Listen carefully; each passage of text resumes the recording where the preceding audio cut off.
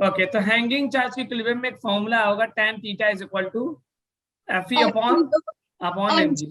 और जब आप इसको चार्ज सिस्टम को किसी लिक्विड में इंसर्ट करते हैं तो Fe जो है चेंज हो जाता है और Fe is equal to Fe by Q हो जाता है और g की वैल्यू जो होती है। तो हमने अगर कोई वाटर या लिक्विड वगैरह इसमें भर दिया डायरेक्टली कांस्टेंट का तो Fe डैश क्या बन जाता है, Fe ओवर के। Yes sir. ठीक है, और जी नेट क्या हो जाता है, जी नेट क्या होता है, G1 minus rho fluid upon rho body. ठीक है, ऐसा क्वेश्चन मैंने दिया था आपको कि पानी में डालने के बाद या किसी लिक्विड में डालने के बाद उसका एंगल सेम है, तो बताओ क्या होगा उसका।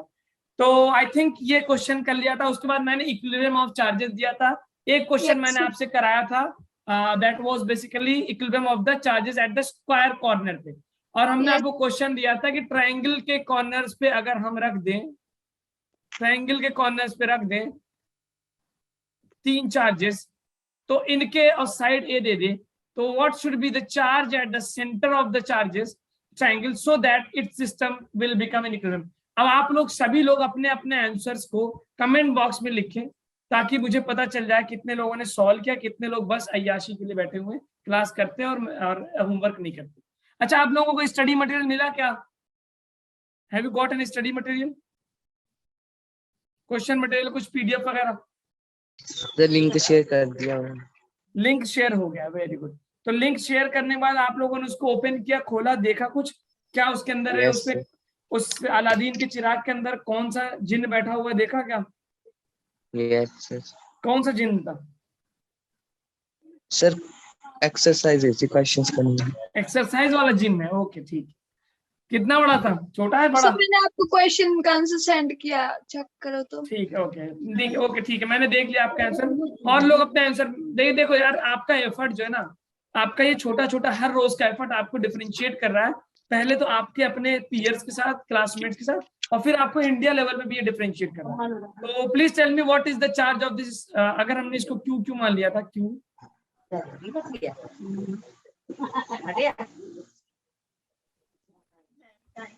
Okay, tell me what should be the charge at the centre. जल्दी बताइए क्या होगा।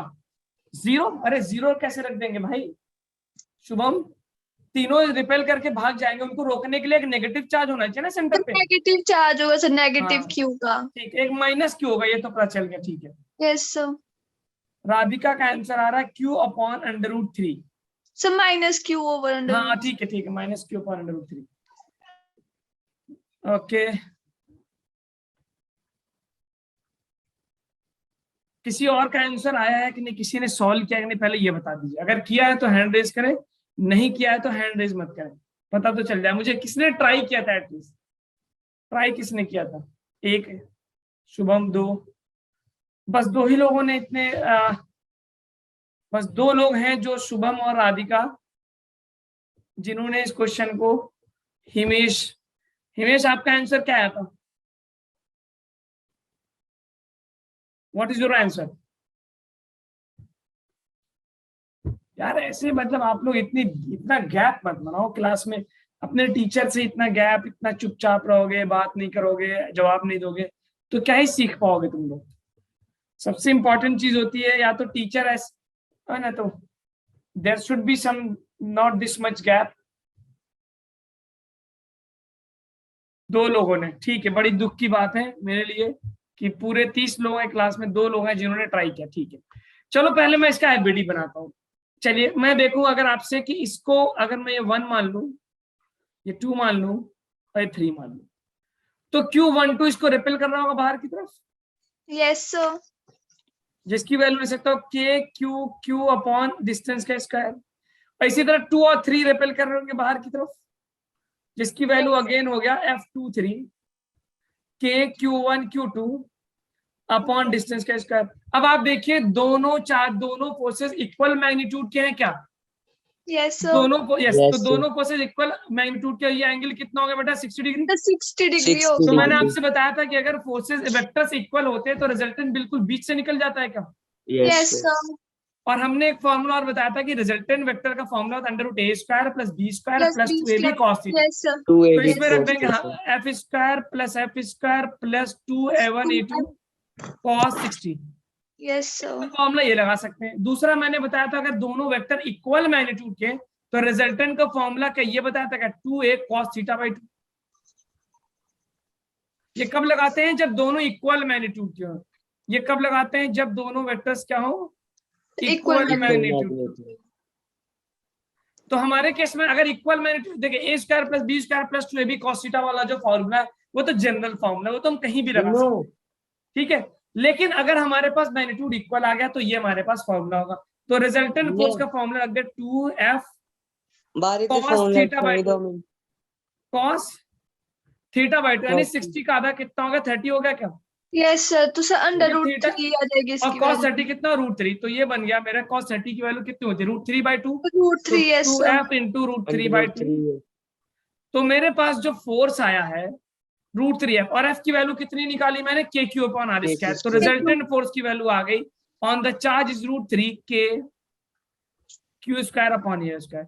अब ये फोर्स आ गया। अब इसको कैंसिल करना है इस छोटू को तो ये माइनस होगा और इसको मान लेता हूं मैं कैपिटल Q। तो इसके यहां से एक फोर्स लग रहा होगा जिसको मैं मान लू क्या 4 F2 4 मान सकता हूं क्या। Yes sir. ठीक है तो अब मैं लिख सकता हूं कि जो अंदर वाला फोर्स F2 4 ये बाहर वाले फोर्स के रिजल्टेंट के बराबर होना चाहिए। तो my Yes. R should be equal to F2 4। अच्छा अब मेरा टास्क है ये डिस्टेंस निकालना सेंटर से कॉर्नर। अब अगर मैथमेटिक्स में अगर आपने 10th क्लास तक भी ज्योमेट्री थोड़ी ढंग से पढ़ी होगी ज्यादा नहीं 10th क्लास तक की तो इक्विलेटरल ट्रायंगल में सेंट्रोइड से ये डिस्टेंस कितना होता है याद है √3/4 बाय हाँ √3/2 सेंट्रोइड से कॉर्नर का डिस्टेंस होता है a/√3 याद रखिएगा a by root 3 yes a/√3 होता है। अब मैं इसको I am not going to derive this because derive तो नहीं करने जा रहा हूं मैं क्योंकि ये 10th क्लास में आपके पास बहुत इजीली आपने कर रखा है। तो the distance of the corner from the centroid will be a/√3 ठीक है a/√3 आ गया। तो अब इसमें मैं आपको ये वाला जो वैल्यू है ना दिस वैल्यू F24 इसकी वैल्यू निकालता हूँ जरा k q अपॉन डिस्टेंस की डिस्टेंस कितना है a/√3 this distance is root 3 का स्क्वायर। ये डिस्टेंस मेरे पास है a/√3 तो a/√3 का स्क्वायर करूंगा यस सर। और तो सर r की वैल्यू मुझे यहाँ मिल चुकी है √3 k² अपॉन k²। अब यहाँ से सॉल्व कर लो बेटा तो √3 k से k कैंसिल कर देता हूँ ना why to take this k का लोड क्यों लिया जाए इस k का लोड ठीक है। अब मैं देखूं जरा तो √3 q² अपॉन a² ये बन गया q अपॉन a²। √3 का स्क्वायर 3 करेंगे वो ऊपर आ जाएगा ठीक है a² से a² कैंसिल ये q एक q को कैंसिल करेगा ठीक है q² will be cancel bye. तो मुझे जो finally the q capital Q which I am getting here is √3q upon 3 और साइन मुझे पता चल चुका है कि माइनस होगा तो ये आंसर आ गया। अब आप इसको रेशनलाइज करना चाहे तो रेशनलाइज भी कर दीजिए √3 से मल्टीप्लाई √3 से डिवाइड कर देंगे तो you will get the answer also as -q/√3 yes sir मैंने रैशनलाइज करके निकाल ठीक है लिया। रेशनलाइज कर देंगे तो आपका वेरी गुड। देखिए बहुत टफ लेवल का प्रॉब्लम है आपके लिए अगर आपने इसको कर लिया तो very congratulation to all of you जिन्होंने इसको किया है क्योंकि इसमें देखिए पहले तो पूरा वेक्टर का कंसेप्ट इन्वॉल्व कर रहा है फिर वेक्टर का कंसेप्ट इन्वॉल्व करने के बाद डिस्टेंस पता होना चाहिए आपको सेंटर से कॉर्नर का a/√3 फिर उसका पूरा कूलम्ब्स लॉ इन्वॉल्व करा के इतनी सारी चीजों को इन्वॉल्व करने के बाद फिर अच्छा आपको साइन का भी अंदाजा होना चाहिए कि माइनस होगा then you will get the answer.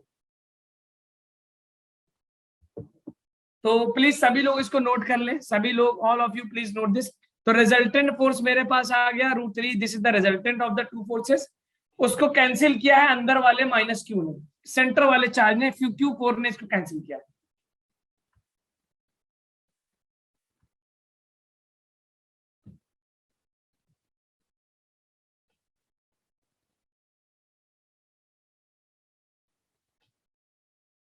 ये नोट कर लिया क्या सभी लोगों ने जल्दी बताओ यार थोड़ा पार्टिसिपेट तो करा करो अगर नहीं निकाला सर 2 मिनट रुको।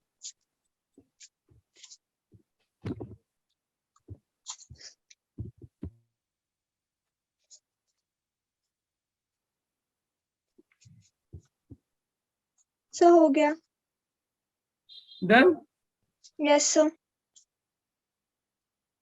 ओके ठीक है, चले अब आते हैं हम आज का टॉपिक जो हम स्टार्ट करेंगे, नया टॉपिक है इलेक्ट्रिक फील्ड।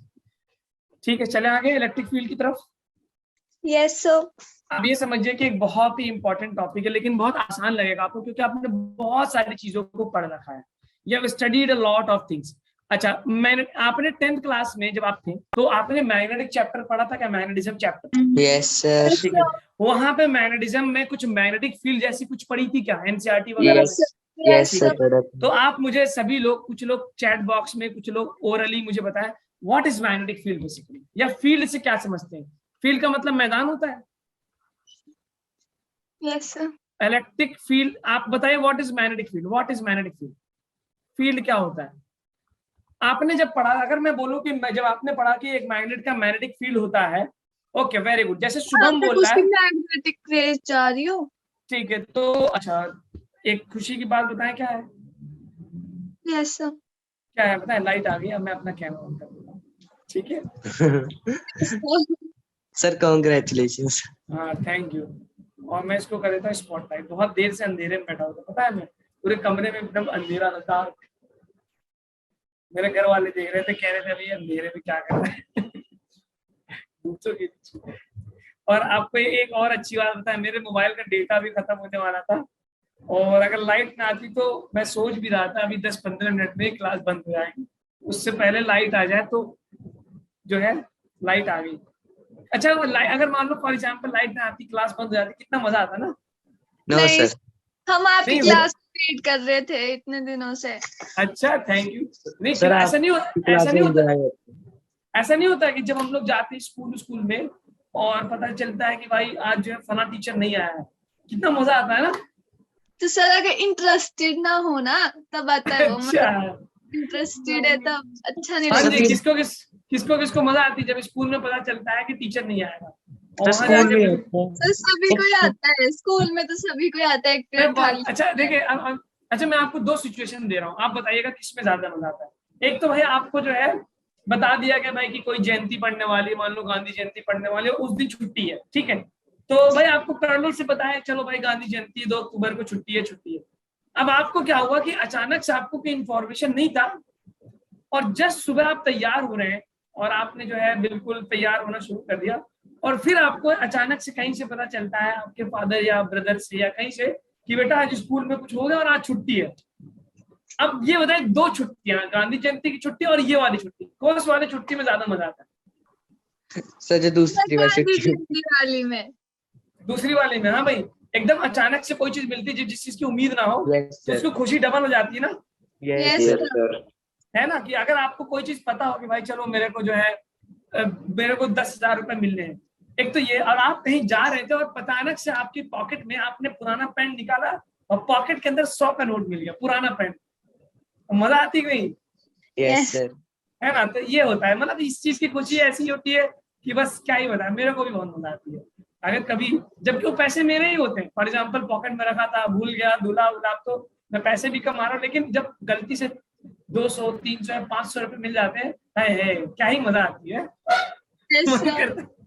ओके चलिए, देखिए तो इलेक्ट्रिक फील्ड की बात करते हैं। बेटा गौर से सुनिएगा, फील्ड का मतलब होता है, जैसे शुभम ने बोला sir effect of magnet around some area, लगभग सही बोला है कि जब आप एक मैग्नेट को किसी दूसरे, फॉर एग्जांपल एक चार्ज उठाते हैं, इस चार्ज को आपने इस चार्ज के आसपास, इसके एतराफ में, इसके सराउंडिंग में अगर मैं एक माइनस चार्ज ले आऊं, तो क्या ये चार्ज इसकी तरफ अट्रैक्ट हो जाएगा क्या? Yes sir. अट्रैक्ट, तो इसका मतलब ये चार्ज जो था, ये क्यूब, इसने इस वाले चार्ज के ऊपर कोई फोर्स लगाना शुरू कर दिया। कैसे फोर्स लगा रहा है? कोई रस्सी बंध गई उसके बीच में, या कुछ हाथ निकाला उसने और हाथ लगा के खींच लिया? कैसे कैसे नहीं खींचा ना, तो आपको कुछ, तो इसी फिनोमेना को बोलते हैं इलेक्ट्रिक फील्ड। क्या बोलते हैं? Electric field. यानी किसी भी चार्ज के आसपास जो एरिया होता है, उस एरिया में अगर कोई दूसरा चार्ज आए, मेरे बातों को गौर से सुनिएगा, एक चार्ज के आसपास के एरिया में, उसके नियर बाई अगर कोई दूसरा चार्ज आए, तो उस दूसरे चार्ज के ऊपर ये वाला चार्ज फोर्स एक्सपीरियंस करवाता है, ठीक है? तो उसी एरिया का नाम क्या बोलते हैं? Electric field area. यानी वो रीजन, वो एरिया जिसमें किसी चार्ज का इफेक्ट महसूस हो। चार्ज का इफेक्ट कैसे महसूस होंगे? उसके फोर्स से। तो उस रीजन को हम क्या नाम देते हैं? Electric field. इसी तरह अगर एक मैग्नेट की बात करूं तो मैग्नेट के आसपास अगर कोई दूसरा मैग्नेट रखे या उसके आसपास आप देखेंगे कोई दूसरा चार्ज मूव कराए, तो आप देखेंगे वो चार्ज मैग्नेट के ऊपर फोर्स लगा है। तो कैसे लगा हुआ? ऐसा रस्सी तो बंधी नहीं थी। इट मींस हमने कहा कि ये मैग्नेट अपने आसपास के रीजन में एक इफेक्ट प्रोड्यूस कर रहा है, जिसकी वजह से उस पर फोर्स लगाया जा रहा है। उसी एरिया, उसी रीजन का नाम क्या होता है बेटा? मैग्नेटिक इलेक्ट्रिक फील्ड या मैग्नेटिक फील्ड। तो आप बहुत सिंपल लैंग्वेज बोल सकते हैं समझने के लिए कि electric field is the region around any charge in which its effect can be experienced. Simple. आप लिखिए इस लाइन को, क्या लिख सकते हैं? इज द रीजन और area around any charge, is the region around any charge in which its effect can be। अब चार्ज का इफेक्ट क्या होगा? चार्ज का इफेक्ट उसका फोर्स होता है। बहुत सारे फिनोमेना होते हैं जो उसके आसपास के एतराफ पे जितने भी ऑब्जेक्ट होंगे उसको हम बोलते हैं इलेक्ट्रिक इस इफेक्ट कैन बी एक्सपीरियंस। अगर उसके आसपास कोई दूसरा चार्ज ले जाए तो ओके, कैन बी एक्सपीरियंस। ये हो गया सिंपल इलेक्ट्रिक फील्ड। अब देखिए, हमें अगर हमारे पास फॉर एग्जांपल, देखिए एक बात गौर से समझिएगा, मैंने पेन लिया, आपको दिखाई दे रहा हूं क्या मैं? Yes yes sir. अब इस पेन को मैं रब करूंगा तो रब करने से इस पे कुछ इलेक्ट्रॉन का ट्रांसफर हुआ, यस सर इसके ऊपर चार्ज आ गया। अब इस चार्ज को मैं किसी पेज को, अगर मैं छोटा वाला पेज, याद करिए वाला एक्सपेरिमेंट, ये पेज से टच करूंगा तो अट्रैक्ट होता है? यस सर होता है। अट्रैक्ट होता है ना? ठीक है। तो ये जब अट्रैक्ट हो रहा है तो हम बोलेंगे कि ये चार्ज अपने चारों तरफ एक इलेक्ट्रिक फील्ड पैदा कर रहा है। Electric field. तो क्या वो दिखाई दे रहा है क्या आपको कुछ No, शक्तिमान की sir. तरह, No, sir. या फिर ऐसा तो है नहीं कि एक लाल लाल या ग्रीन ग्रीन को रेडिएशन दिख रही है? नो दिखाई तो दे सर रहा No, है? sir. You can No, not, sir. But ये पता, हाँ, बट हमको पता है कि कुछ ना कुछ यहाँ से निकल रहा है जो हमको दिखाई नहीं दे रहा। जो Yes, हमको, sir. जैसे मोबाइल से हम बात करें, मोबाइल से रेडिएशन निकल रही है और ये टावर से फिर आपके पास मेरे लैपटॉप से रेडिएशन निकल रही है इलेक्ट्रोमैग्नेटिक, लेकिन हमको दिखाई नहीं दे रहा है। एक मूवी आई है, मूवी में नाम नहीं बताऊंगा वरना तुम लोग पता चला आज मूवी देखने चलते। उसमें जो है देखेंगे। उसमें जो है वो दिखाता है कि उसके पास एक लेडी रहती है, लड़की, उसके पास वो कुछ खा लेती है, उसके पेट में चढ़ा है, जिसके से उसको पावर आ जाती है और वो सारे रेडिएशन को देखना शुरू कर देती है ना। तो उसको दिखाई दे, हमें नहीं दिखाई देता। We can not see the electromagnetic radiation, हमें सिर्फ विजिबल लाइट दिखाई देती है। Yes sir. तो अब देखिए, तो हम पहला काम करेंगे क्या? How we define. तो इस इलेक्ट्रिक फील्ड को डिफाइन कैसे करते हैं? डिफाइन कैसे करते हैं? चलिए देखें डिफाइन कैसे करते हैं। इस इलेक्ट्रिक फील्ड को हम पहले डिफाइन करते हैं। तो हमने कहा मान लो मेरा चार्ज है Q, पॉइंट चार्ज। यहां पे मुझे पता करना है कि इस पॉइंट P पे इस चार्ज Q की वजह से कितना इलेक्ट्रिक फील्ड है। मेरी बात समझ में आ रही क्या? इस पॉइंट फॉर एग्जाम्पल देखिए, मिसाल के तौर पे मैंने कहा देखो ये एक पॉइंट चार्ज है, इस पॉइंट चार्ज से यहाँ पे कुछ इफेक्ट रखेगा, तो मैं पूछा इस पॉइंट चार्ज की वजह से यहाँ पे कितना इलेक्ट्रिक फील्ड होगा। तो how we will define the electric field at this particular point या at this particular point, at this किसी भी पॉइंट पे इलेक्ट्रिक फील्ड को डिफाइन कैसे करते हैं? तो चलिए पहले डिफाइन करते हैं इलेक्ट्रिक फील्ड। तो हम ये मान लिया कि डिस्टेंस कितना होगा बेटा? आर डिस्टेंस मान लिया। Yes sir. तो अब यहाँ पे अब देखिए, मुझे अगर इलेक्ट्रिक फील्ड महसूस करना है तो जबान रख के तो चेस्ट करके तो पता नहीं करेंगे, जबान निकाल लिया, या हाथ से फील तो करेंगे नहीं। इलेक्ट्रिक फील्ड पहचानेंगे कैसे? एक दूसरे चार्ज की मदद से। नहीं पता। हाँ, तो हम क्या करेंगे, यहाँ पे एक टेस्ट चार्ज, वेरी गुड, एक टेस्ट चार्ज रखते हैं, एक टेस्ट चार्ज। अब इस टेस्ट चार्ज के ऊपर कुछ फोर्स लगेगा यस बाहर सर। की तरफ, F0। तो हम इलेक्ट्रिक फील्ड को डिफाइन करते हैं force per unit charge. Yes sir. कैसे डिफाइन करते हैं? Force per unit Force charge. per unit और आई charge. Can say force experience by a unit positive charge. कैसे डिफाइन करते हैं? इलेक्ट्रिक फील्ड को डिफाइन करते हैं, force electric field is the force experience by a unit positive charge. Unit positive charge मतलब 1 coulomb charge plus 1 experienced by unit positive charge. Yes sir. For example, तो देखिए अभी कितना चार्ज है Q0, तो Q0 चार्ज कितना force experience कर रहा है? F0। तो 1 कूलम चार्ज कितना फोर्स एक्सपीरियंस करेगा? F0 by Q0। और इसी 1 कूलम चार्ज का नाम क्या है? Electric field. ये क्या हो गया? This is the force by 1 coulomb, और इसी को हम क्या बोलते हैं? Electric field. फील्ड बोलते हैं। इंटेंस। तो we define electric field intensity. अब देखिए क्योंकि फोर्स एक वेक्टर क्वांटिटी, तो इलेक्ट्रिक फील्ड भी क्या होगा बेटा, एक वेक्टर क्वांटिटी होगी, वेक्टर क्वांटिटी होगी। तो E is equal to F by Q, is equal to F by Q. अब एक दूसरा कंडीशन ये होता है कि जो टेस्ट चार्ज होना चाहिए that should be very small. याद रखिएगा, जो Yes, टेस्ट sir. चार्ज होता है इसकी वैल्यू लगभग 0 के बराबर होनी चाहिए, वेरी स्मॉल। पॉइंट चार्ज अब क्वेश्चन, हाँ, यानी कि the value of the test charge should be very small. अब क्वेश्चन पूछता है क्यों टेस्ट चार्ज स्मॉल होना चाहिए। सर फिर तो क्यों इलेक्ट्रिक फील्ड फिर क्योंकि इनफिनाइट ना फिर इनकी इलेक्ट्रिक फील्ड इंटेंसिटी चेंज हो जाएगी, अगर वेरी छोटा गुड, बिल्कुल सही, बिल्कुल सही। देखिए क्यों, क्योंकि देखिए अगर आपसे मैं बात पूछूं तो फोर्स का फॉर्मूला होता है क्या। अब अगर मैं यहाँ पे फॉर एग्जांपल ये वाला चार्ज पॉइंट पी पे कुछ इलेक्ट्रिक फील्ड पैदा कर रहा है, अगर मैं चार्ज क्यू लाऊंगा तो क्यू का भी, इस क्यू नॉट का भी तो अपना कुछ इलेक्ट्रिक फील्ड होगा, वो भी तो चार्ज है। मेरी बात समझ आ रही है, क्यू नॉट का भी तो कुछ अपना इलेक्ट्रिक फील्ड होगा, और वो इलेक्ट्रिक फील्ड हमारे मेन वाले चार्ज के इलेक्ट्रिक फील्ड को डिस्टर्ब कर देगा। Yes sir. तो वो हम चाहते नहीं है। तो दैट्स व्हाई हम इतना छोटा चार्ज लेके आते हैं कि so that the electric field due to the source charge, ये कौन सा चार्ज है, source charge, get is not charge. Discharge. तो याद रखिएगा टेस्ट चार्ज वेरी स्मॉल। क्यों, मैं इतना नोट कर लिया क्या आपने। Yes sir. ठीक है, तो आप एक बात लिखिएगा, test charge should be very small, test charge should be very small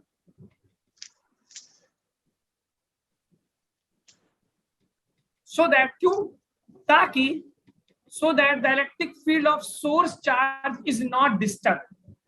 वो इतना छोटा हो कि उसका खुद का इलेक्ट्रिक फील्ड नेग्लिजिबल हो। जब उसका खुद का इलेक्ट्रिक फील्ड नेग्लिजिबल होगा तो उस पॉइंट पे जो सोर्स चार्ज का इलेक्ट्रिक फील्ड उसको डिस्टर्ब नहीं करेगा। The charge should be very small so that the electric field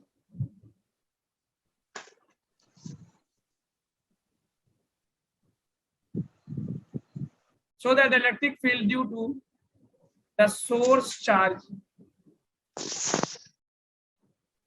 should not disturb Be not disturbed. not पे Not be disturbed. get disturbed या get altered या get change, जो भी आप बोलना चाहिए। एब्सर्ड भी हो या आप बोल सकते हैं कि जो डिस्टर्बेंस होना चाहिए that should be very small, that should be negligible.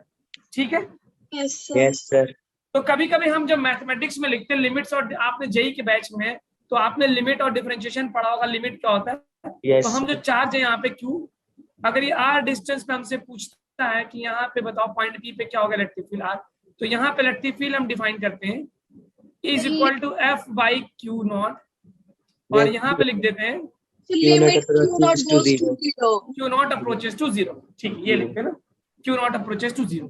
ठीक है, यस अब देखिए मैं जरा यहाँ पे अगर इलेक्ट्रिक फील्ड की वैल्यू निकालूं तो k q1 q2 upon distance का square divided by q naught. q naught से q नॉट क्या हो गया, कैंसिल। तो मुझे जो इलेक्ट्रिक फील्ड का एक्सप्रेशन आया है उसमें सिर्फ kq by r square, kq by r square है। ठीक है, यानी इलेक्ट्रिक फील्ड के एक्सप्रेशन में, इलेक्ट्रिक फील्ड के एक्सप्रेशन में सिर्फ मुझे क्या मिला बेटा, सोर्स चार्ज मिला, kq upon r square, source charge मिला। ठीक है, यस सर। यस सर अब यार बताओ इलेक्ट्रिक फील्ड का फॉर्मूला मुझे मिल गया, this is due two point charge. तो मैंने इलेक्ट्रिक फील्ड को डिफाइन किया using Coulomb's law. Yes sir. Coulomb law को यूज करके मैंने डिफाइन किया इलेक्ट्रिक फील्ड का, और ये सिर्फ किसके लिए वैलिड है, ओनली फॉर पॉइंट चार्जेस के लिए। तो पॉइंट चार्जेस जैसे के लिए। कूलम्ब्स लॉ पॉइंट चार्ज के लिए होता था, तो ये जो kq अपॉन r स्क्वायर वाला फॉर्मूला आपने डिराइव किया है that is only for point charges.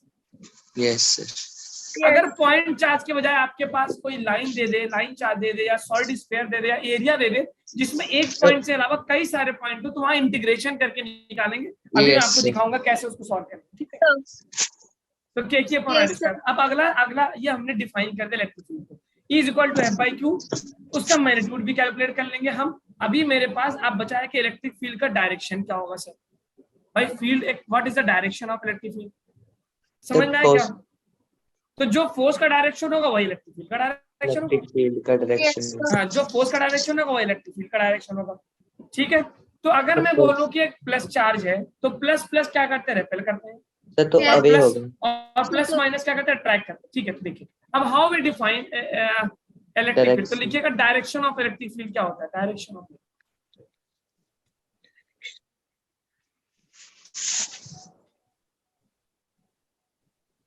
देखिए डायरेक्शन ऑफ इलेक्ट्रिक फील्ड आप बस लिखिएगा डायरेक्शन ऑफ फोर्स।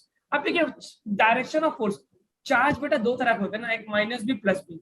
अगर Yes. प्लस पे बाहर लग रहा है तो माइनस पे अंदर लगेगा, और प्लस पे अंदर लग रहा है तो माइनस पे किधर लगेगा, बाहर। तो जब मैं बोल रहा हूँ कि डायरेक्शन ऑफ फोर्स, तो कौन से फोर्स को लेंगे, पॉजिटिव चार्ज का फोर्स या नेगेटिव चार्ज का फोर्स? तो याद रखिएगा the direction of electric field is the direction of force, direction of force on positive test charge. याद रखिएगा क्या, positive charge. Positive test charge पे जितना जिस तरफ डायरेक्शन लगेगा वही क्या होगा आपका डायरेक्शन ऑफ इलेक्ट्रिक फील्ड। ठीक है, इलेक्ट्रिक फील्ड। तो जैसे मिसाल के तौर पे अगर हम ये मान लें कि यहाँ पे एक पॉइंट चार्ज रखा हुआ है प्लस, अब मैं पूछूं कि अगर यहाँ पे मैं एक रख दूं टेस्ट चार्ज, यहाँ पे रख दूं टेस्ट चार्ज, यहाँ पे रख दूं टेस्ट चार्ज, और यहाँ पे रख दूं टेस्ट चार्ज, तो क्या इसमें बाहर की तरफ होगा, बाहर की तरफ होगा, बाहर की तरफ होगा, सब में बाहर की तरफ ही होगा। इसमें मैं बोल सकता हूँ हर पॉइंट पे फोर्स का डायरेक्शन बाहर की तरफ होगा।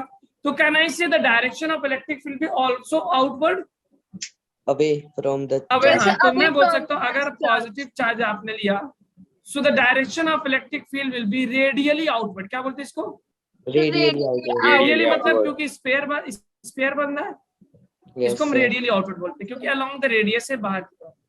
तो पॉजिटिव चार्ज की तरफ से जो इलेक्ट्रिक फील्ड होता है वो क्या होता है, रेडियली आउटवर्ड। लाइन लिख लीजिएगा, पॉजिटिव Yes, sir. चार्ज पे क्या होगा, radially outward, it will be radially. Outward. अच्छा, अगर मैं इसको नेगेटिव चार्ज रख दूं तो चार्ज फोर्स अंदर की तरफ लगना शुरू हो जाएगा। तो इनवर्ट होगा फिर वो। ठीक है, यस सर। तो चलिए मैं नेक्स्ट स्लाइड पे इसको, आपका आई होप आपने बना लिया होगा। तो अगर मैं नेक्स्ट स्लाइड पे नेगेटिव चार्ज बनाऊं तो नेगेटिव चार्ज पे जो फोर्सेस लगेंगे that will be inward. Yes sir. Yes sir. तो आप लिख लीजिएगा नेगेटिव चार्ज की वजह से जो इलेक्ट्रिक फील्ड का डायरेक्शन होगा that will be towards the charge, radially inward.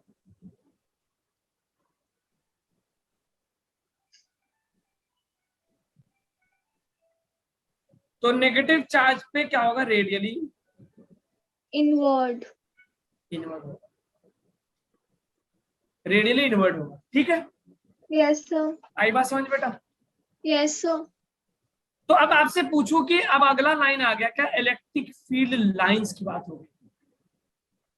अभी आपने पढ़ा इलेक्ट्रिक फील्ड क्या होता है सर, इलेक्ट्रिक फील्ड क्या होता है बेटा, किसी चार्ज के आसपास का वो एरिया जिसमें उसके इफेक्ट को एक्सपीरियंस कर सकते हैं।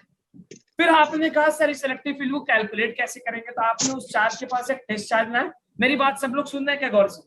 Yes sir.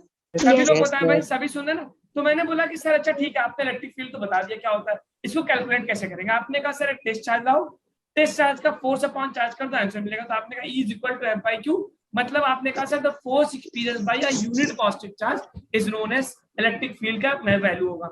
यूनिट क्या हो जाएगा इसका, इलेक्ट्रिक फील्ड का, न्यूटन पर कूलम हो जाएगा, यस Yes, सर। sir. क्योंकि E से देखो E is equal to F by Q है, एफ अपॉन एफ का न्यूटन होता है और चार्ज का इसका एक यूनिट आप देखेंगे इसको वोल्ट पर मीटर भी वोल्ट बोलेंगे पर आगे चल के। Yes, sir. इलेक्ट्रिक फील्ड का जो यूनिट होगा वोल्ट पर मीटर भी होगा, न्यूटन पर कूलम भी होगा, दोनों यूनिट होते हैं, वोल्ट पर मीटर भी और न्यूटन पर कूलम भी। अब देखिए आपसे पूछा, चलो ठीक है सर, आपने अब आपने कहा अच्छा सर इलेक्ट्रिक फील्ड का डायरेक्शन क्या होगा, आपने कहा कि जो पॉजिटिव चार्ज का डायरेक्शन होगा फोर्स का वही होगा इलेक्ट्रिक फील्ड का डायरेक्शन। Yes sir. अब हमने कहा चलो इलेक्ट्रिक फील्ड लाइंस क्या होगी, तो हमने कहा यार अगर मैं कोई चार्ज ले लूं उसके चार्ज के आसपास मुझे ये तो पता है कि एक फोर्स लग रहा है, फोर्स का डायरेक्शन क्या होगा, लेकिन हमें दिखाई नहीं दे रहा कुछ। तो हमें जब कोई चीज दिखाई नहीं दे रही तो उसको पढ़ना और कैलकुलेट करना आसान नहीं है। तो हमने कहा मतलब साइंटिस्ट ने कहा ऐसा करो कि हम उसको विजुअलाइज करते हैं। तो विजुअलाइज करने के लिए हमने इमेजिनरी लाइंस बनाना शुरू कर दिया।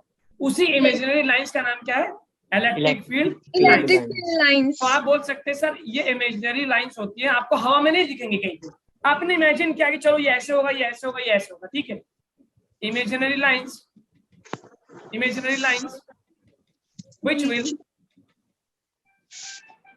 which will give the direction of electric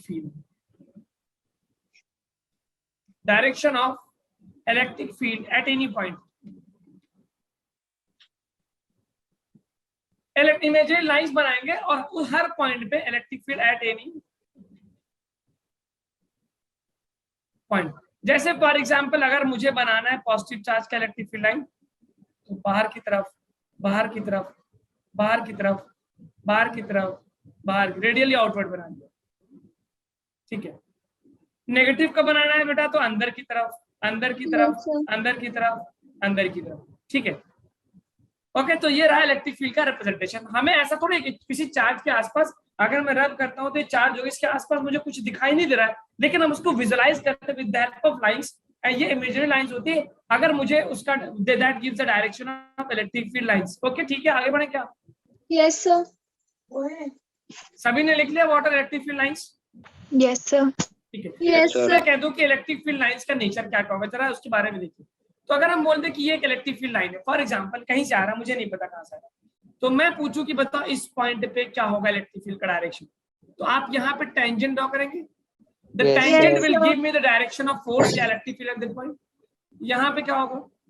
tangent ये, तो द Tangent टेंजेंट होगा. At any point will give the direction of force. आप लिख लीजिएगा, नोट करके लिखिएगा, द टेंजेंट, अगला पॉइंट लिखिएगा, टेंजेंट एट एनी पॉइंट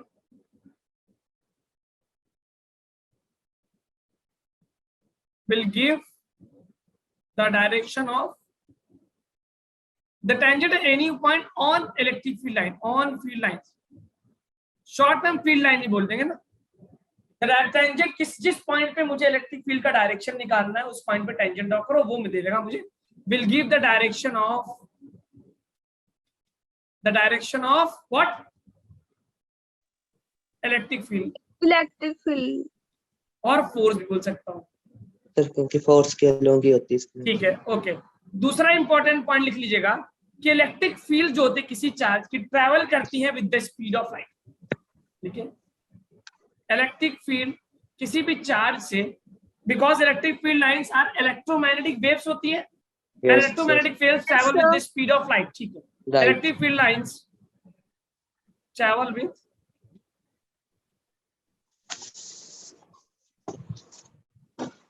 यानी एक चार्ज से दूसरे चार्ज पे फोर्स लगने में कुछ समय लगेगा with speed of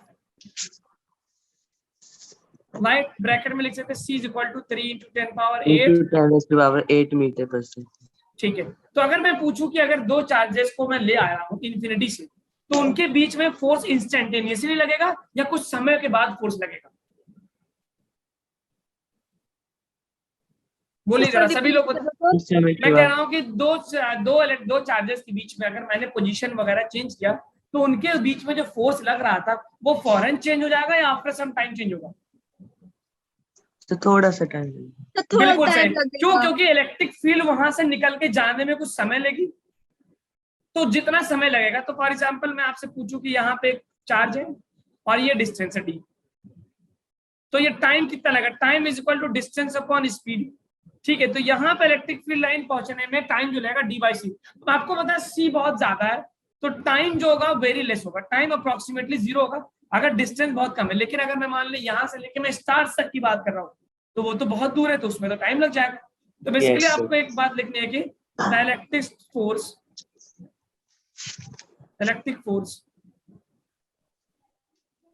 between two charges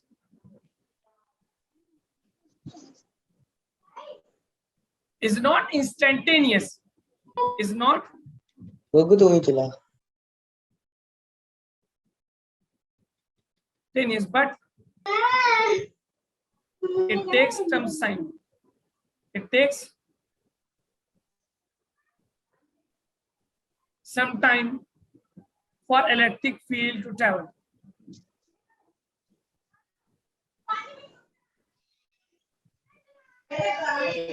ठीक है, तो याद रखिएगा इलेक्ट्रिक फोर्स जो होता है इंस्टेंटेनियस में होता है, कुछ समय लगता है जिसके बाद वो ट्रेवल करता है। तो ये बेटा सारा इंफॉर्मेशन है इलेक्ट्रिक फील्ड से लाइन से रिलेटेड। ठीक है,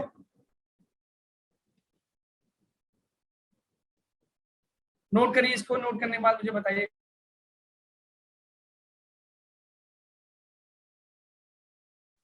हो गया सर. So done.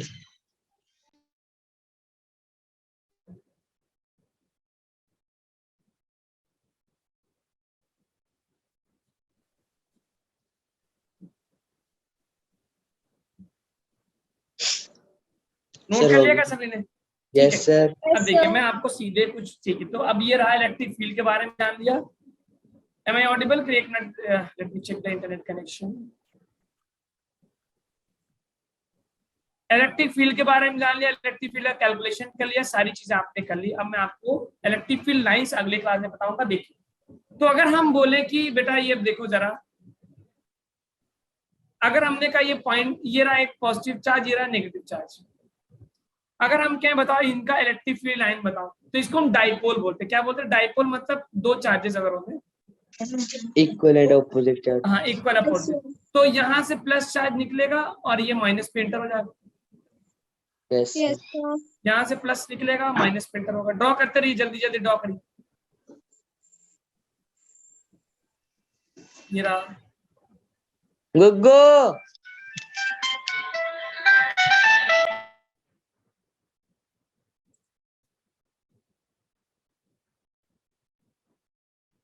ये रहा आपके पास। ठीक है, अभी मैं आपको एक चीज बताऊंगा कि अगर मेरा दोनों चार्जेस का मैग्नीट्यूड इक्वल है तो ये ग्राफ क्या होगा? बिल्कुल सिमेट्रिक होगा। Yes sir. अगर हमने मान लिया Yes. दोनों का मैग्नीट्यूड क्या है? सेम है। इक्वल। अच्छा, अगर मान लो ये दोनों अलग हो गए, फॉर एग्जाम्पल ये वाला चार्ज मैं बड़ा कर दूं और ये वाला चार्ज क्या कर दूं? छोटा कर दूं, तो अब इलेक्ट्रिक फील्ड लाइन की तरह होंगी। देखो किसका इलेक्ट्रिक फील्ड मैग्नीट्यूड ज्यादा होगा? प्लस वाले का या माइनस वाले का? प्लस वाले का। तो इलेक्ट्रिक Plus फील्ड वाले। लाइंस बिल्कुल बीच में नहीं आएंगी, तो पॉजिटिव वाला जो होगा वो पुश कर देगा नेगेटिव की तरफ, तो ये Yes. जो है इलेक्ट्रिक फील्ड लाइन ऐसे बन जाएंगे। Yes sir. Yes sir. ठीक है, यस तो सर। किस चार्ज के पास ज्यादा इलेक्ट्रिक फील्ड लाइंस होंगी? प्लस के पास। Yes sir. तो बी केयरफुल। ये रहा मेरे पास प्लस प्लस, ठीक है, ये रहा प्लस प्लस।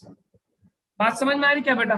यस इसको सर। डाइपोल नहीं बोलेंगे, डाइपोल का मतलब होता है इक्वल चार्जेस, डाइपोल में इक्वल।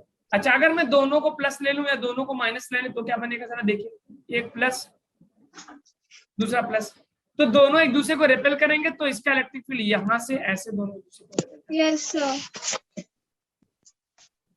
क्योंकि पॉजिटिव से इलेक्ट्रिक फील्ड निकलता है, नेगेटिव पे अंदर जाता है। देखिए इलेक्ट्रिक फील्ड लाइंस हमको दिखाई नहीं देंगे, ये तो हमारा पिक्चराइजेशन है, विजुअलाइजेशन है उसके इफेक्ट का। Yes sir.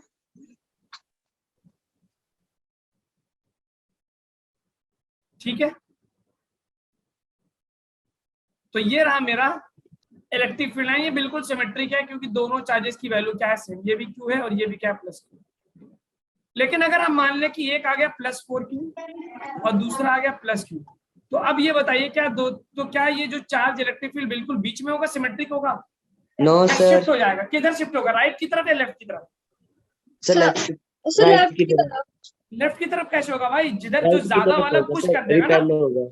रिपेल ज्यादा करेगा ना, जो पॉजिटिव वाला जो ज्यादा अमाउंट का चार्ज है वो पुश करेगा अपने से दूर, तो ये यस प्लस वाला sir. Yes charge, sir, right वाले की तरफ को तो होगा। ये जो होगा ये बीच के बजाय कहीं से ऐसे ज्यादा कर दिया मैंने।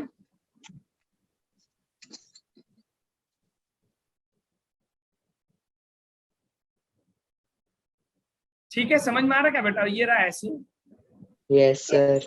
अच्छा, ये माइनस चार्ज होता तो एरो जो बाहर की तरफ है वो अंदर की तरफ कर देंगे, अंदर सर अगर जुड़ माइनस जाने होगा देना। तो। ठीक है, तो ये रहा मेरे पास, बना लीजिए सारे डायग्राम, प्लीज बनाओ जल्दी। पॉजिटिव से बाहर की तरफ, नेगेटिव से अंदर की तरफ, तो ये रहा मेरे पास इलेक्ट्रिक फील्ड का डायग्राम। ठीक है, अच्छा देखो जितना ज्यादा चार्ज होगा उतना क्लोज इलेक्ट्रिक फील्ड लाइन, मतलब क्या होगा? क्लोजर फील्ड लाइन का क्या, एक और पॉइंट नोट करिएगा। चलिए मैं अगले स्लाइड पे आपको इलेक्ट्रिक फील्ड लाइंस की कुछ पॉइंट्स नोट करवाता हूँ। ये डायग्राम बना लिया क्या आपको? Yes sir. Okay, yes sir. अब मैं आपसे क्वेश्चन पूछ रहा हूँ कि ये बताओ क्या इलेक्ट्रिक फील्ड लाइन ऐसी हो सकती है क्या? No sir. क्या electric field lines close loop हो सकते हैं? No sir. ये बताओ पहले, सभी लोगों ने ये वाला स्लाइड नोट किया कि नहीं? No sir. ये वाला स्लाइड, ये वाला। Yes sir. अच्छा, जितना मैंने पढ़ा, अगर किसी को इतने में डाउट हो रहा है या कोई कुछ डाउट है, देखिए मैं आपसे देख नहीं पा रहा हूँ, क्लास होती है तो शक्ल देख के इंसान को पता चल जाता है अच्छा इसके दिमाग में क्या चल रहा है। यहाँ पे तो मैं आपको देख नहीं पा रहा हूँ, तो लेकिन अगर आपको डाउट है तो बिला झिझक आप मुझसे, मैं प्रॉमिस करता हूँ कि मैं आपको उतना ही अच्छे से बताऊंगा जितना पहली बार बताया था। आप जो है अपना डर निकालिए, नहीं आ रहा आप मुझे बताइए, मैसेज कर दीजिए, ये चीजें मैं आपको जरूर बताऊंगा। क्या इलेक्ट्रिक फील्ड लाइन ऐसा हो सकता है क्या क्लोज लूप? सोच के बताइए। नो सर, नहीं हो सकता। नहीं हो सकता, क्यों नहीं हो सकता? मतलब आप कहना चाहे electric field line close loop नहीं बना सकते। देखिए मैं कैसे बताऊं, अगर ये- इलेक्ट्रिक फील्ड लाइन है तो इसका मतलब किसी चार्ज ने इसको प्रोड्यूस किया होगा। मान Yes. लेते हैं यहाँ पे एक चार्ज, अगर मैं ऊपर की तरफ देखूं तो इलेक्ट्रिक फील्ड लाइंस बाहर निकल रहे, तो बाहर जाने का मतलब ये चार्ज कैसा हो गया, प्लस। और Positive. अगर नीचे से देखूं तो इलेक्ट्रिक फील्ड लाइन अंदर घुस रहे हैं, Yes. अंदर का मतलब क्या हो गया, Negative. माइनस। भाई एक चार्ज या तो प्लस होगा या तो माइनस होगा, दोनों नहीं नहीं हो हो सकता। इट मींस क्लोज, इसका मतलब कहीं भी अगर आपको क्लोज लूप दिख रहा है, क्लोज लूप, तो ये close loop electric field line नहीं हो सकती, क्योंकि अगर वो इलेक्ट्रिक फील्ड लाइन है तो बताओ कौन सा चार्ज उसको प्रोड्यूस कर रहा है। एक तरफ से देखोगे प्लस, एक तरफ से होगा माइनस। Minus. ठीक है, समझना है क्या? तो इसका Yes, मतलब sir. क्या, आपने का नोट करके लिखिए। पहला पॉइंट क्या हो गया, ये इलेक्ट्रिक फील्ड लाइंस, ये 10th क्लास में भी आपने पढ़ा होगा, नेवर फॉर्म क्लोज लूप नहीं बनाते। जैसे मिसाल के तौर पे मैं पूछूं आपसे, क्या ये इलेक्ट्रिक फील्ड लाइंस हो सकते हैं क्या? क्या ये इलेक्ट्रिक फील्ड लाइन हो सकते हैं? नहीं हो सकता, क्योंकि क्लोज लूप बना दिया तो close loop electric field line होता, तो ना ही हो सकता, ना ही हो सकता, नहीं हो सकता है। ये हो सकता है क्या?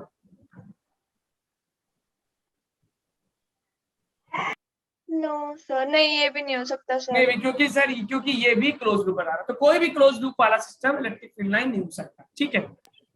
यस अच्छा, सर। दूसरी का मतलब, दूसरा क्या हुआ, मोर जितने ज्यादा क्लोज इलेक्ट्रिक फील्ड होंगे, इसका मतलब उतनी ज्यादा इलेक्ट्रिक फील्ड इंटेंसिटी है, इलेक्ट्रिक फील्ड की वैल्यू है, उतना बिगर चार्ज है। ठीक है।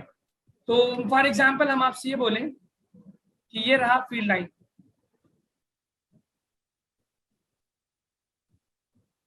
ये फील्ड लाइन, अब पॉइंट्स मैंने दे दिया ए, यहाँ पे दे दिया बी, तो बता सकते हैं किस पॉइंट पे इलेक्ट्रिक फील्ड की वैल्यू ज्यादा है, ए पे या बी? सर A पे. ए पे, because electric field lines closer होते हैं तो इलेक्ट्रिक फील्ड की ज्यादा होगी, बी पे दूर है तो इलेक्ट्रिक फील्ड क्या होगी, Yes, sir. कम होगी। ठीक है, कम तो होगी, आप लिख सकते हैं closer field lines Density of electron. Means more electric field intensity.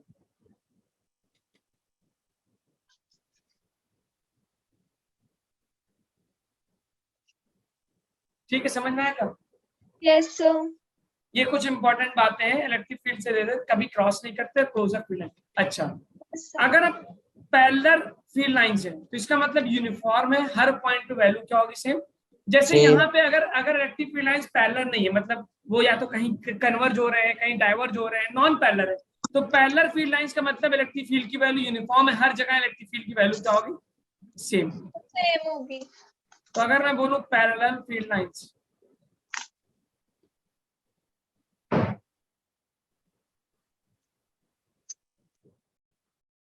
क्या मतलब है, यूनिफॉर्म हो जाएगा। यूनिफॉर्म फील्ड का मतलब हर पॉइंट पे वैल्यू क्या होगी इलेक्ट्रिक फील्ड की, सेम। और अगर नॉन पैरेलल फील्ड लाइन से, तो जैसे ये वाला फिगर है, नॉन पैरेलल कहीं पे ज्यादा होगा, कहीं पे कम होगा, जहां पे क्लोजर होंगे वहां ज्यादा, जहां पे, पॉइंट्स पे चेंज हो जाएगी वैल्यू इलेक्ट्रिक। ठीक है, बिल्कुल सही।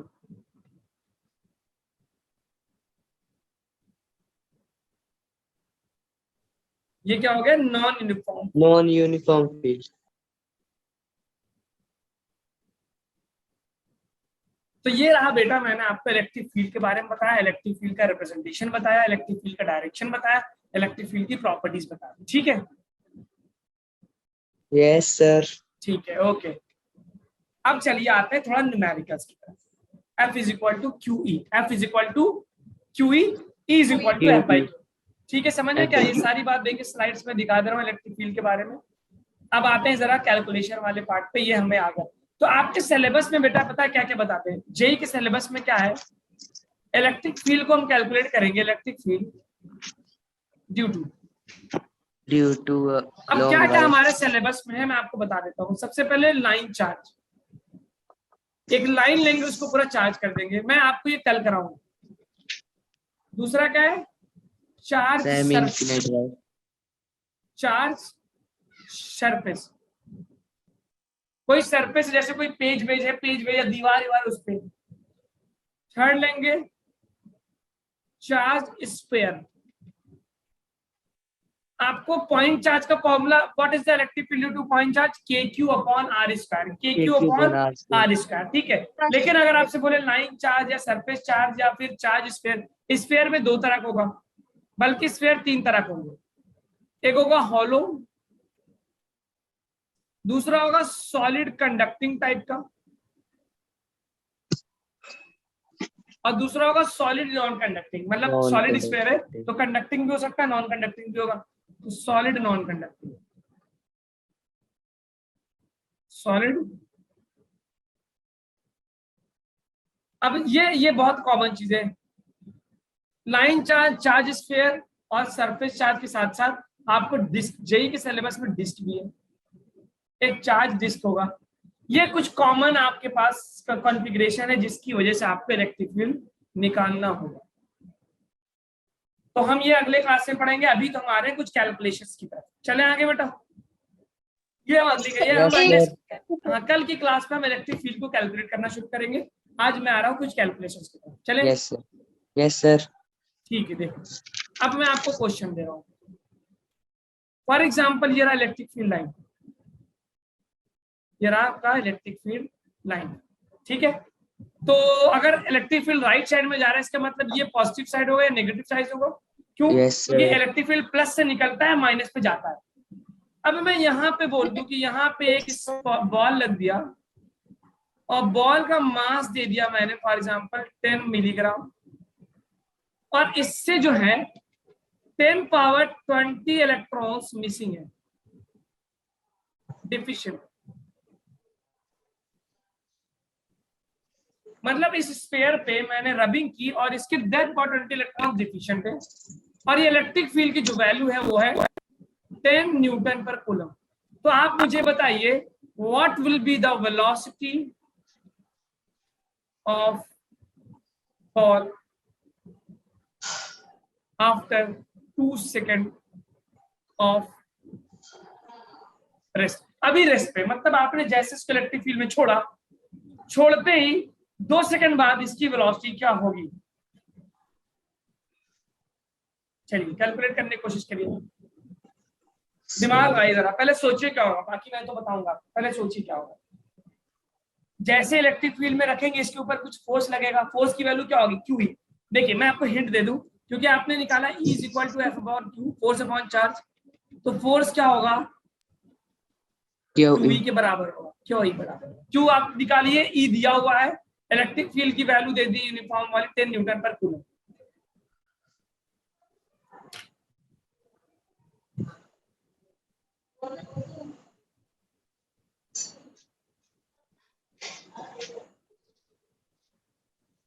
ए चाहिए इसके लिए?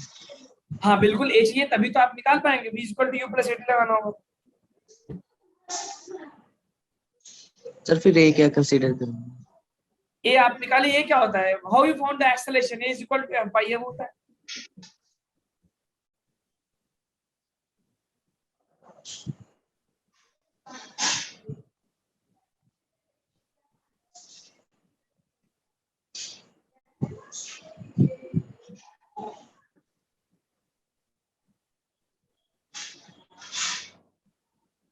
तो बी अपॉन टी है।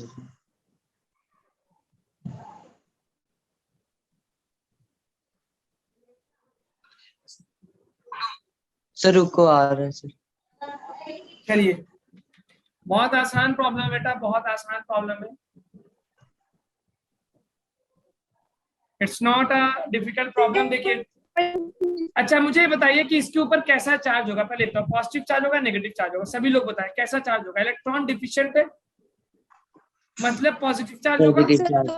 अच्छा पॉजिटिव चार्ज आएगा, तो इसके ऊपर एक फोर्स लग रहा होगा इस तरफ, क्योंकि पॉजिटिव है तो पॉजिटिव पॉजिटिव को रिपेल करेगा, तो पॉजिटिव चार्ज पे force in the direction of electric field लगेगा, अभी मैंने Yes. बताया, क्योंकि इलेक्ट्रिक फील्ड का डायरेक्शन क्या होता है, in the direction of positive charge, और नेगेटिव चार्ज पे force opposite to the electric field लगेगा क्या? Yes. आप इस बात को अपनी कॉपी में लिख लीजिए कि पॉजिटिव चार्ज पे फोर्स जो होगा अलोंग द इलेक्ट्रिक फील्ड, सभी लोग जितने लोग प्रेजेंट है, पॉजिटिव चार्ज पे force along the electric field और नेगेटिव चार्ज पे force opposite to the electric field, ये दो बात लिख लीजिएगा। अब देखो इलेक्ट्रॉन कह रहा है, जल्दी लिखिएगा, पॉजिटिव चार्ज पे force along the electric field and negative charge पे opposite to the electric field होगा। डेफिशिएंट का मतलब होगा इलेक्ट्रॉन्स कम है, मतलब पॉजिटिव चार्ज। कितना चार्ज होगा? Q इक्वल टू एनी, कितने इलेक्ट्रॉन्स कम है? 10 पावर 20। ई क्या होता है? 1.6 इंटू 10 पावर माइनस 90। तो मुझे मिल गया ये, आई गॉट इट, 1.6 इंटू 10, 20 में से 19 का 8, ओके, तो I am getting how much? 16 coulomb charge आ गया क्या? Yes Yes. 16 कूलम चार्ज आ गया, तो Q आ गया, F आ गया, तब फोर्स निकाल लो, F equal to QE। Q कितना? 16, E कितना? 10। तो क्या मुझे 160 न्यूटन का फोर्स मिल रहा है क्या चार्ज के ऊपर? बोलिए, फोर्स मिल गया, F equal to QE। Yes sir. क्या स्क्रीन विजिबल नहीं है? स्क्रीन तो बहुत साफ विजिबल है, सभी को विजिबल है। Okay, is this clear? Yes, sir. अब देखिए, अब आपको कह रहा है कि इसकी वेलोसिटी क्या होगी। जब फोर्स लग रहा है तो एक्सेलरेशन भी हो रहा होगा। आपसे वेलोसिटी पूछा है, तो वेलोसिटी क्या होगा? v इज इक्वल टू, देखिए, अच्छा फोर्स कांस्टेंट होगा क्या बेटा? ये बताइए, फोर्स कांस्टेंट है, क्योंकि इलेक्ट्रिक फील्ड कांस्टेंट है तो फोर्स भी क्या हो गया? कांस्टेंट। तो a is equal to F by m। F कितना हो गया? 160, और मास कितना दे रखा है? 10 मिलीग्राम। मिली का मतलब क्या होता है? -3। 10 मिलीग्राम को मैं 10 इंटू 10 पावर -3 किलोग्राम भी लिख सकता हूँ। Yes, sir. तो ये -3, 16 से 16 कैंसिल हुआ, I will get 16 into 10 power 3 metre per second. क्या आपको ये समझ में आया? एक्सेलरेशन कितना होगा? इट मींस ये एक्सेलरेट हो रहा होगा। तो आपसे पूछा 2 सेकंड बाद आफ्टर रेस्ट, तो v is equal to u plus 80 लगा दो। u कितना बेटा? 0, रेस्ट पे था। a कितना आ गया? 16 इंटू 10 पावर 3, टाइम कितना दो? तो ये अगर 32 इंटू 10 पावर 3 आ जाएगा, 32। तो वेलोसिटी की वैल्यू आ गई 32 into 10 power 3 metre per second. ठीक है, समझ में आया क्या बेटा? जल्दी बताओ, समझ में आया? Yes, sir.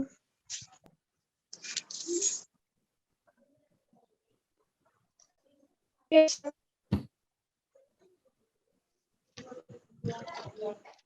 पॉजिटिव का 4 हाँ 3.2 इंटू 10 पावर 4 भी लिख सकते हैं, बिल्कुल सही। अच्छा, ओके, ठीक है। अब देखिए, एक क्वेश्चन मैं कराने जा रहा हूँ, मेरे स्क्रीन पे नीट का प्रॉब्लम है, आप इसके लिए और बहुत सारे इस तरह का और क्वेश्चंस कराए हुए। तो आपने 11th क्लास में पढ़ा होगा बेटा, what is the time of, जब एक किसी बॉल को छोड़ते हैं तो बॉल नीचे आता है तो उसका कुछ टाइम लगता है आने में। आगे चले नेक्स्ट क्वेश्चन की तरफ। Yes sir. ठीक है, अब देखो मैं कह रहा हूँ, अब देखो, हाँ, अगर एक बॉल को ड्रॉप करूं तो ड्रॉप करने के बाद ये बॉल बेटा नीचे आता है, हाई टच होता है, तो यू ड्रॉप करने का मतलब यू क्या होगा? 0 भी, और ए क्या होता है? -g के बराबर। Yes sir. तो मैं आपसे पूछूं व्हाट इज द वेलोसिटी, तो वेलोसिटी आप क्या लिखते हैं? v is equal to u plus 80, yes sir. या फिर आप s is equal to ut plus half 80 square लगाने के बाद क्या आपको याद है टाइम का वैल्यू आप निकालते हैं √2h/g? √2h/g। 2h/g, yes, sir. ये याद है ना? मैं ये आप निकालते हैं यहाँ से s equal to ut plus half 80 square से निकालते हैं, टाइम ऑफ लाइट। यस, वहां से निकालते हैं, तो आपको ये फॉर्मूला आता है, time will be equal to √2h/g होता है, यही होता है क्या? Yes, sir. Okay, very good. और वेलोसिटी जो होता है वो होता है √2gh। Yes, sir. ये कहाँ से निकालते हैं? ये वाला फॉर्मूला तो यहाँ से आता है, ये वाला फॉर्मूला था v square is equal to u square plus 2as। Plus 2as। Yes sir. u की जगह 0 रख देते हैं, u की जगह 0 रखने के बाद, और a की जगह -g और s की जगह ऐसे रखने के बाद मुझे ये दो फॉर्मूले मिलते हैं। ठीक है, यस सर। Yes. अब आपको यही काम मैं कराने जा रहा हूँ। इसको नीचे कौन खींच रहा था बेटा? ग्रेविटी। अब मैं ग्रेविटी के बजाय मैं लगाने जा रहा हूँ इलेक्ट्रिक फील्ड। अब मुझे आपका आंसर बताना है। चले आगे। Yes sir. कितने लोग तैयार हैं आगे चलने के लिए? सभी लोग जल्दी बताएं, Yes. Ready for that? Yes, sir. चलिए, जितने भी फालतू स्टूडेंट्स थे वो Yes, क्लास sir. छोड़ के जा चुके हैं, सीरियस लोग बचे हुए हैं। अब देखिए मैं आपको एक बहुत ही नीट का प्रॉब्लम, आज मैं सॉरी स्लाइड नहीं बना पाया था, टाइम नहीं था मेरे पास, तो मैं आपको कल क्लास में देखिए। अब क्वेश्चन ये कह रहा है कि an electric field is directed upward, ऊपर की तरफ इलेक्ट्रिक फील्ड है, ठीक है, आ रही बात समझ में? Yes sir. Yes, sir. अच्छा, अब आपसे ये कह रहा है कि दो प्लेट्स के बीच में इलेक्ट्रिक फील्ड है और प्लेट का डिस्टेंस दे रखा है d, ठीक है, और हमसे कह रहा है ग्रेविटी फ्री है। ग्रेविटी फ्री होने का मतलब क्या है कि देयर इज नो mg नहीं लगेगा। अब आपसे ये बोल रहा है फॉर एग्जाम्पल कि हमने जो है मिड पॉइंट पे एक इलेक्ट्रॉन को छोड़ा और मिड पॉइंट पे एक प्रोटॉन को छोड़ा। जैसे ही छोड़ेंगे इलेक्ट्रॉन किधर जाएगा, ऊपर वाले प्लेट पे नीचे वाले प्लेट? इलेक्ट्रॉन सर नीचे वाले। बिल्कुल सही, सर, क्योंकि इलेक्ट्रिक फील्ड ऊपर है, इसका मतलब इलेक्ट्रिक फील्ड नीचे पॉजिटिव होगा, ऊपर क्या होगा, नेगेटिव। और प्रोटॉन किधर आएगा बेटा? सर ऊपर वाले। ऊपर की तरफ। सर ऊपर अच्छा, मिड वाले। पॉइंट पे है मतलब डी पॉइंट। अब मुझसे ये बताना है आपको, what is that ratio of time, ratio of time by electron to proton to reach plates. और मैं बता दे रहा हूँ, मास ऑफ इलेक्ट्रॉन me ले लो, मास ऑफ प्रोटॉन mp ले लो, तो जो आप आंसर देंगे me और mp के टर्म में देंगे। ग्रेविटी को इग्नोर मारिए और आंसर बताओ। Ratio of time by the electron and proton, sorry electron to proton,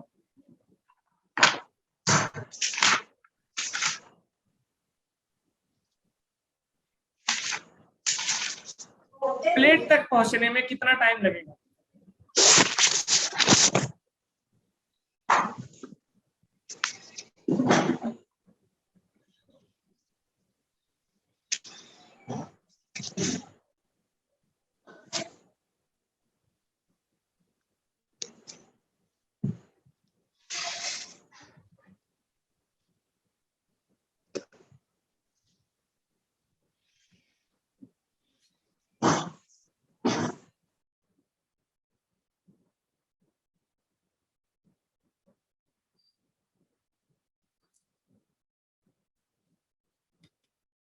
ये आज का लास्ट प्रॉब्लम है। अब देखिए मैंने आपको कल ही बताया कि टाइम का फॉर्मूला है 2h/g। जी क्या होता है? एक्सेलेरेशन। तो ग्रेविटी होता है तो एक्सेलेरेशन जी होता है, यहाँ पे एक्सेलेरेशन ए रख देंगे, एक्सेलेरेशन ऑफ इलेक्ट्रॉन और एक्सेलेरेशन ऑफ प्रोटॉन रख देंगे।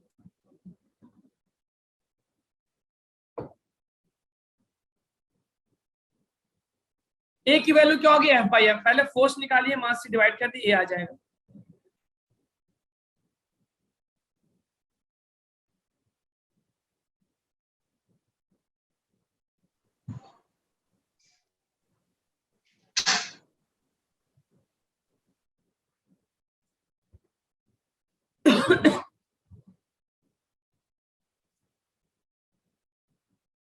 ओके देखिए मैं आपको बताता हूँ, देखो इलेक्ट्रॉन जो रहा ये ऊपर की तरफ नीचे की तरफ एक्सेलरेट होगा क्या बेटा? जल्दी बताओ, होगा? Yes sir. Okay yes. अब मुझे बताओ इसका हाइट क्या है? डिस्टेंस d/2 है। d/2। फोर्स कितना लग रहा होगा? Force equal to Yes, Q E, sir.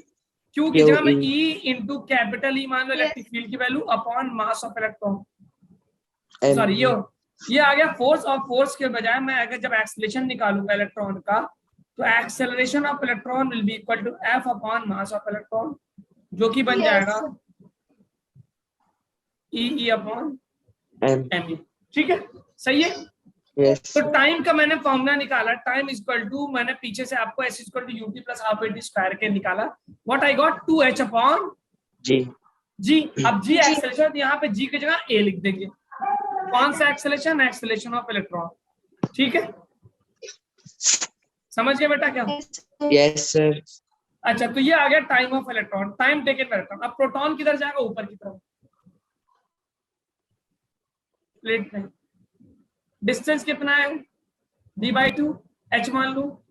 Force कितना लगेगा बेटा? QE।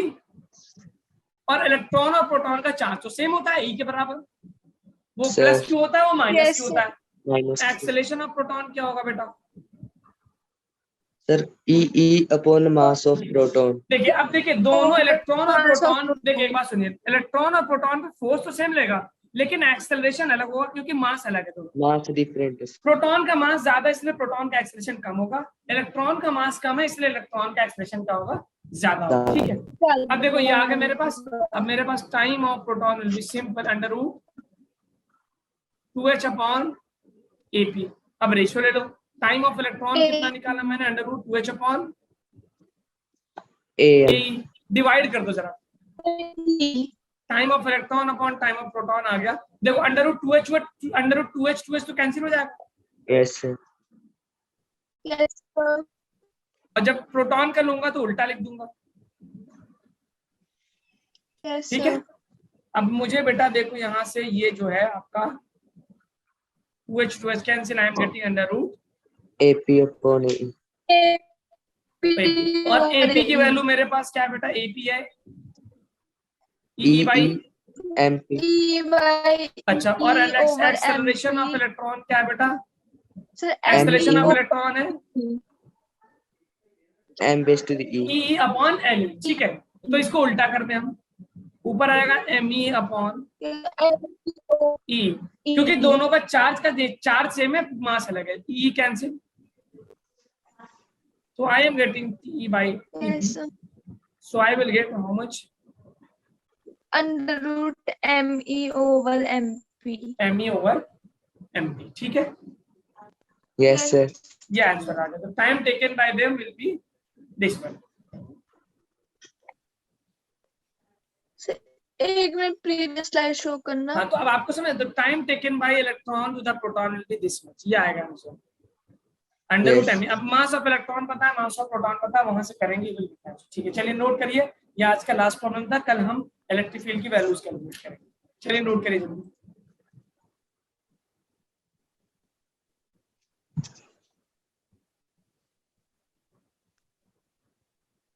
Sir, okay.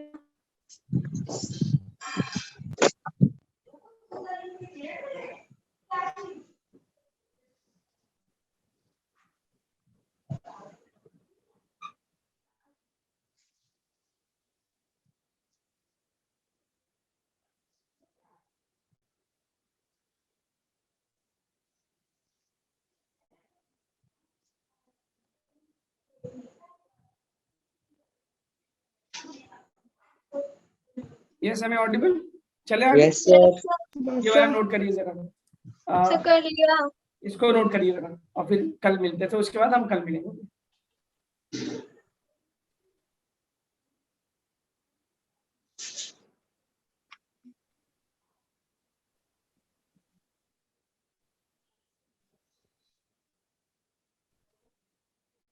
सर इतना ही करना है?